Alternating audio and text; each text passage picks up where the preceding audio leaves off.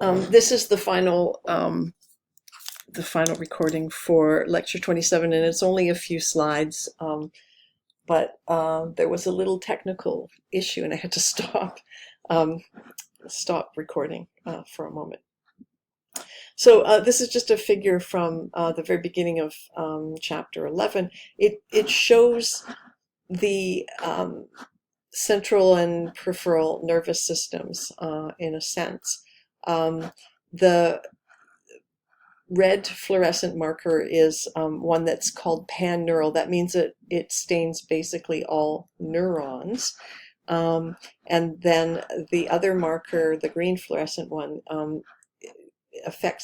stains the peripheral nervous system. That means some nerve cells and some glia.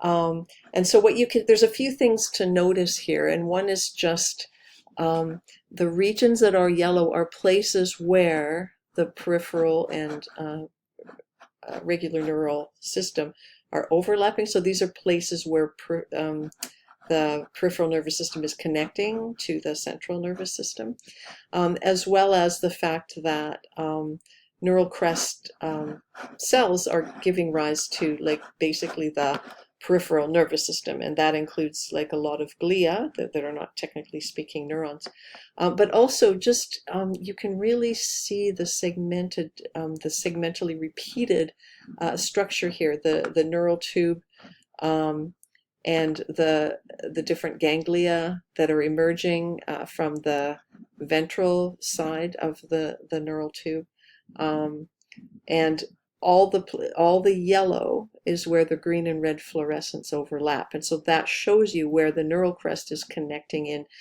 to basically the neural tube, the central nervous system. And so this isn't all the structures that are showing up green here are just the nerve and glial cells from the neural crest. So there's lots of other structures that are formed by that. So I want to talk briefly about melanocytes, because there's some kind of interesting color patterns you can see on animals that are probably related to what we would call defects in neural crest migration. So some of the neural crest cells become melanocytes. So these are cells that have pigment granules. And pigment granules are modified lysosomes, and they accumulate pigment. So they're like an organelle in the body. They migrate a little bit later than the other ones, and they migrate, as we've said, dorsolaterally. And they're above and over the somites. So it's not like they're moving into or across the surface of. They are,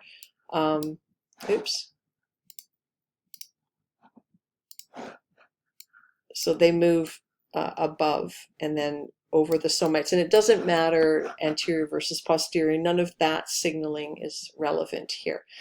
They tend to be migrating mostly sort of just under the epidermis, and then when they reach the epidermis, they basically transfer pigment granules to those cells, and so that leads to the pigmentation. And there are a number of interesting color patterns that seem to have connections to neural crest migration. And the first one is the hooded rat. I'm very fond of rats. I've had several rats as pets. One I rescued from being fed to a snake, and a pair of hooded rats.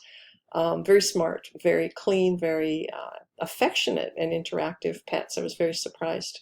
And hooded rats have fully pigmented heads, which is why they're called hooded rats. But if you look more posterior in the body, there are often little patches of darker tissue that somewhat varies. It's not exactly the same, of course, in every rat, but almost none of it kind of reaches around to the ventral side of the rat. And you can't see very well, but these are some of the little babies, and there are their dark heads, and then the little splashes of pigment down the back. And so the idea of this is basically that normally there are regions where the neural crest cells originate, and then they migrate down, which is what these lines are supposed to show, right? And then in hooded rats, the whole part in the anterior seems to work really normally, but there's a contraction of some of the regions here that limits it for some reason to just the anterior part, and that there are sometimes a few cells that kind of break away, but there's not enough of them to migrate down and around. And so you get this sort of mostly white body region. Now, there's a couple of different explanations for this. One is just sort of where the neural crest cells that are going to form melanocytes originate.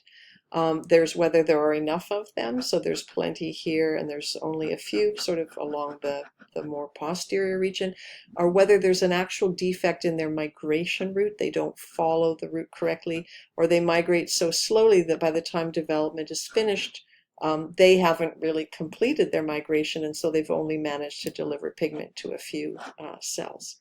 And so as far as the hooded rat goes, as far as I know, these are the theories, and that it's, it is some kind of delay in migration of the cells.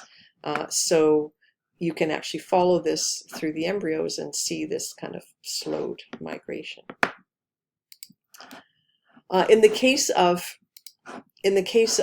other organisms, I will talk about one in class that used to be thought to be like this, where there's just this slowdown, this delay, so that there's not enough time for the neural crest cells to get everywhere they're supposed to get.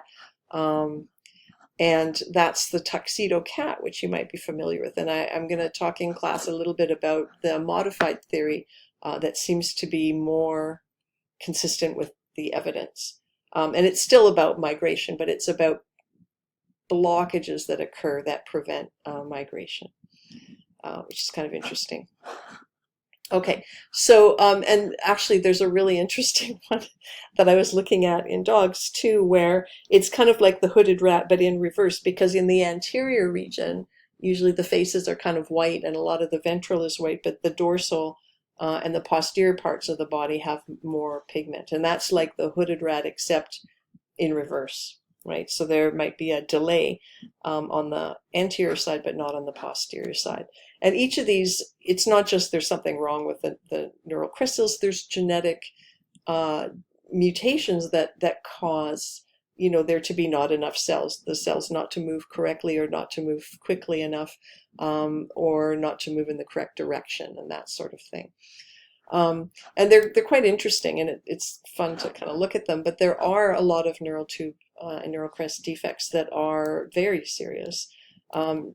And things like closure defects of neural tube structure or closure are very common. So of the birth defects that occur, 1 in 1,000 of them is a neural tube defect. And some of I don't know if they still talk about this very much, but I remember when I was young and I was thinking about whether or not to have children, they said you should always make sure you have enough vitamin A supplementation or folic acid supplementation, because it's connected to neural tube closure defects, which is things like spina bifida.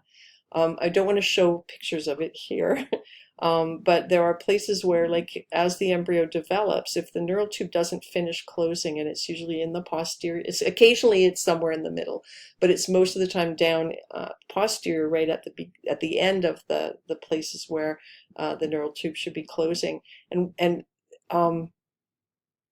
it means that the neural tissue is kind of extruding out of the body. It hasn't formed the tube properly. It's not being innervated properly. When I was a teenager, I babysat a kid with spina bifida, and he was confined to a wheelchair. He had some real problems with movement and body functions and that sort of thing. So they're very debilitating conditions. And there's others in the anterior where if the neural tube doesn't form correctly or doesn't close properly, parts of the brain are actually on the outside of the skull. And those things, many of these are fatal or just so serious. And there's also ones that affect heart formation, because of course neural crest helps form your heart, the proper innervation of your gut, formation of adrenal glands, and so on. There's lots of health conditions that are related to these. And I know some students are probably interested in perhaps medical school or other medically related careers. And so although the pictures are awful, I usually throw those into the lectures so that you can, just have a sense of what these kinds of things look like and how they affect people. Okay, so that is going to be the completion of what we talk about with neural development. There's a huge amount of additional material. If you're interested, I can point you to resources on additional topics on this subject. But in the next lecture, we are going to be starting to look at vertebrate limb development, and we'll start off by looking at where the limb gets placed. So where do you put your limbs in your developing embryo, the positioning of them. There's a lot of signaling around that. And then whether it's a forelimb or a hind limb, you don't want a leg attached to your shoulder, and neither does a mouse want a hind limb attached to the forelimb position. And chicks certainly don't want wings in the posterior. And then after we sort all that out, we'll be talking also about the patterning proximal to distal. So the humerus versus the wrist versus the digits and so on, and then how anterior, posterior, the thumb versus the fingers and so on. We'll talk about all that stuff. And I would like to finish talking about limb regeneration, because I think students would find that interesting from a medical point of view, but also just the way it happens and how the signals work and that sort of thing. So that's what we're going to be doing for the rest of the semester.